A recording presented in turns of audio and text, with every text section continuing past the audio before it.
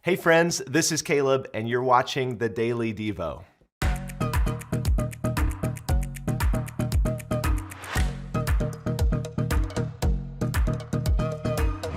We're in our Timeless Truths series, and today we're going to be looking at 1 Samuel chapter 16. Now, this is where the prophet Samuel is told by God to go and anoint the next king of Israel, while Saul is still the current king. But Saul has disobeyed God and then lied about it to try and cover it up. Not a good plan. So God has rejected him as the king of Israel and asked the prophet Samuel to go and anoint the new king that God had appointed, someone who would be called a man after God's own heart.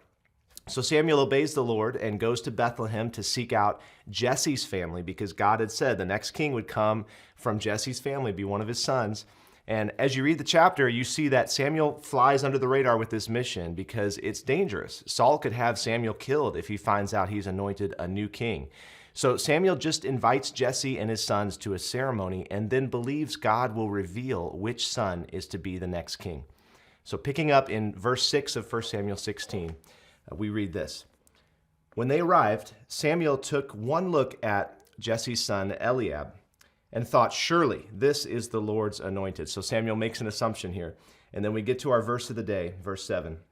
But the Lord said to Samuel, don't judge by his appearance or height, for I have rejected him. The Lord doesn't see things the way you see them.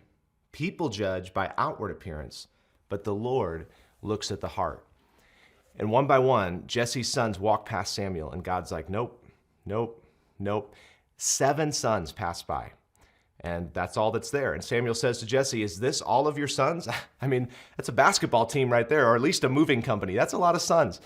And Jesse says, well, there is one more, but he's out in the fields taking care of my sheep. It was almost like an afterthought. Jesse didn't even think of inviting his youngest son. And the prophet Samuel says, we're not going to sit down until he arrives.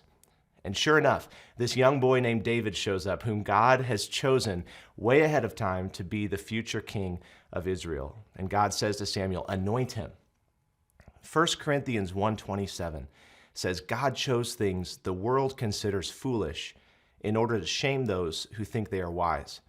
He chose things that are powerless to shame those who are powerful. About 17 years ago, I started working at one of my first ministry jobs. I was a paid intern in the student ministries department of a church, and I oversaw the junior high students, which taught me a lot. And I was also leading worship at the church. But our student building had this alarm system that I just could not seem to get the hang of. And I ended up setting that alarm off multiple times during my time there. Our facilities director was someone who I would later learn was a pretty misunderstood person. We called him Happy Dave because he had this kind of stern affect. And he was always the one having to bail me out when I would set off the alarm. He'd talk to the police on the phone, tell them no, it wasn't a break-in, it was just our student intern again. And to be honest, I did not think Happy Dave liked me very much. Maybe you have a relationship like that where your stigma is further reinforced by mistakes you've made or actions you've taken, and you've created this whole storyline in your head without ever really taking the time to hear the other person's side. Well, years later, I was back at that church because they had contracted me to lead worship for an event. And as I was taking a back stairwell from the worship center down to the room where the event was, I ran into, of all people, Happy Dave. But we started talking and ended up sharing what God had been doing in our lives. And Dave actually spoke into my life that day in a profound way. I learned we actually had more in common than I thought we did when I worked there. And the few minutes that we talked together and prayed together that day were so impactful for me that I still tell people about that conversation. All of us have people that we've misread or made assumptions about. Maybe there's someone in your life right now that God is highlighting to you. Maybe it's time to give them a call or take them to coffee. One of the most powerful gifts we can give to another human is seeing them, like actually letting them know, hey, I see you and I value you enough to not judge you by your appearance, but to get to know your heart.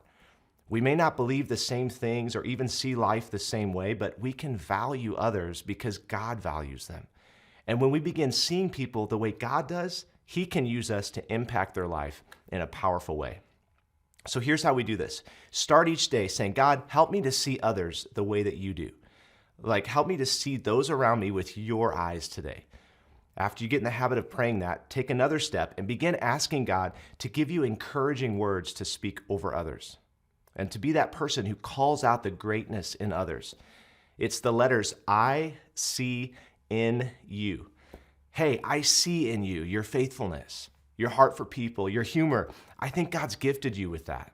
And begin speaking life over the people around you. How powerful would it be if you had 2 or 3 people in your life at any given time that you were speaking into and praying for, sending scriptures to them?